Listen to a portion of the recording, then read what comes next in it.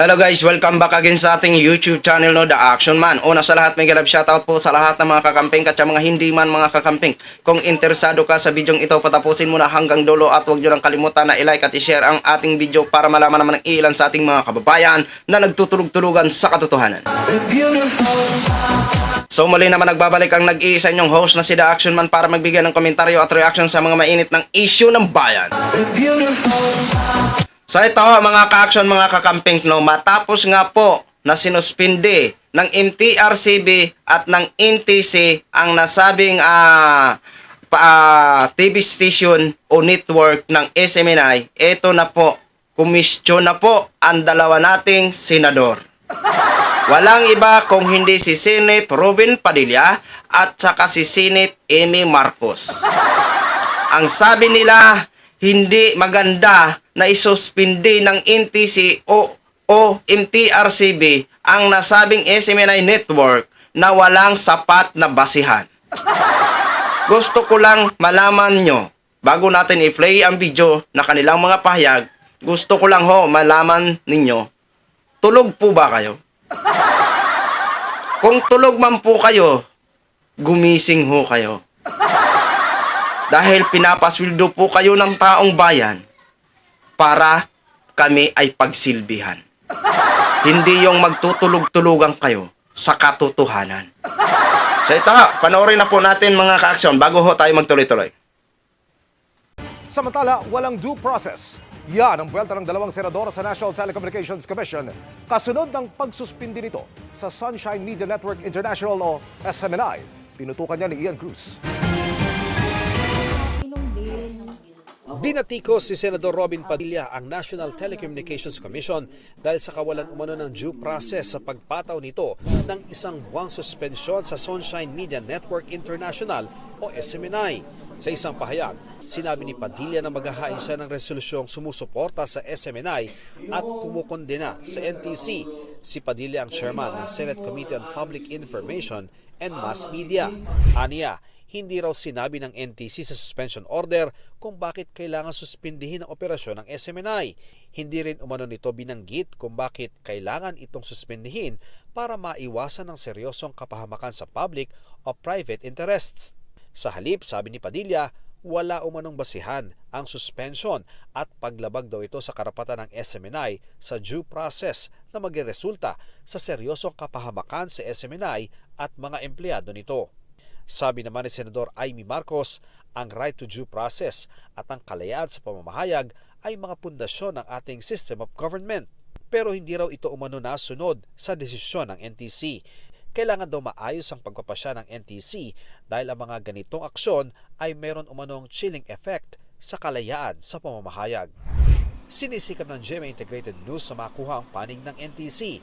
Sa pagsuspend sa operasyon ng SMNI, sinabi ng NTC na isinaalang-alang nito ang deklarasyon ng Kamara na nilabag umano ng network ang tatlong probisyon ng prangkisa nito.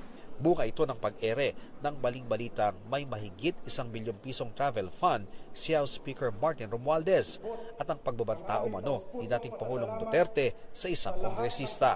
Binigyan ng NTC ang SMNI ng 15 araw para sagutin ang desisyon ng komisyon.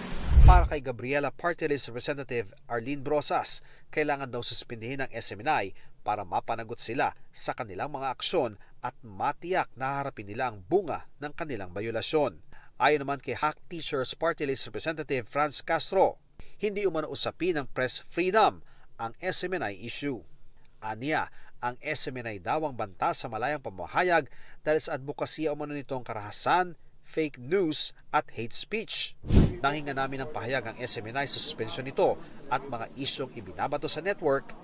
Sinabi nito na magbibigay sila ng pahayag sa oras na matanggap nila ang kopya ng order. So yun na mga ka-action, mga kakamping, no, napanood na po natin at napakinggan na po natin ang kanilang mga pahayag mga ka-action. O di ba? Ang sabi nila, bakit sinuspindi ng NTC na walang sapat na batayan? At kinunan din ang panig ng taga-NTC at ang kanilang paliwanag, nag-base sila sa investigasyon ng Kongreso na kung saan nakitaan po ang SMNI ng mga maraming violation. So ngayon tanong ko po sa inyo, Senate Amy Marcos at Senate Robin Padilla, mawalang galang na po sa inyo. Hindi pa ba sapat yan para suspindihin ang nasabing SMNI Network? Hindi pa ba sapat yan na mga dahilan kung bakit hindi sila bigyan ng suspensyon? Anong gusto nyo po na dahilan? Sige nga po. Magpaliwanag nga ho kayong dalawa. Baka hindi nyo kasi alam yan. Ha? Sayang ho. Taong bayan ang nagpapasweldo sa inyo. At inaasahan ng maraming tao, ng maraming Pilipino, na kayo po ay magsilbi ng patas na wala kayong pinapanigan. Dahil ang sinisweldo nyo ay galing sa taong bayan. Hindi kayo pinapasweldo dyan para kayo ay may protektahan. Pinapasweldo kayo dyan para magsilbi ng tama nung walang kinikilingan bilang isang mambabatas. Alam nyo ba yan? Baka hindi nyo kasi alam. Ha? Baka hindi nyo kasi alam. Sa inyong mga katulad nyo ng mga politiko, lalong-lalo na kayo ng mga mambabatas, wala dapat kayong kikilingan. Mahiya-hiya naman kayo sa taong bayan na nagpapasweldo sa inyo. Di ba? Oh, para lumalabas yata na may pinoprotektahan kayo.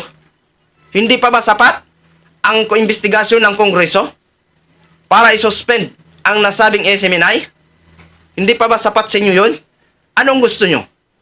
Hahayaan nyo lang na maghasik ng kasinungalingan ang kanilang mga angkor at hahayaan lang ng SMNI na gamitin ang kanilang platform para maghayag ang kanilang mga angkor ng mga kasinungalingan? Yung ba yung gusto nyo? Ano ba pinaglilingkuran nyo? Ang taong bayan o ang SMNI? Di ba? O kayo mga kaksyon, anong masasabi nyo sa pahayag ng dalawang ito? So yun lang ha, gin-share ko lang ho sa inyo. I-comment nyo lang po kung anong gusto nyo sabihin dyan.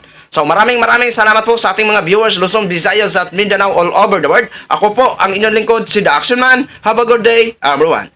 Beautiful.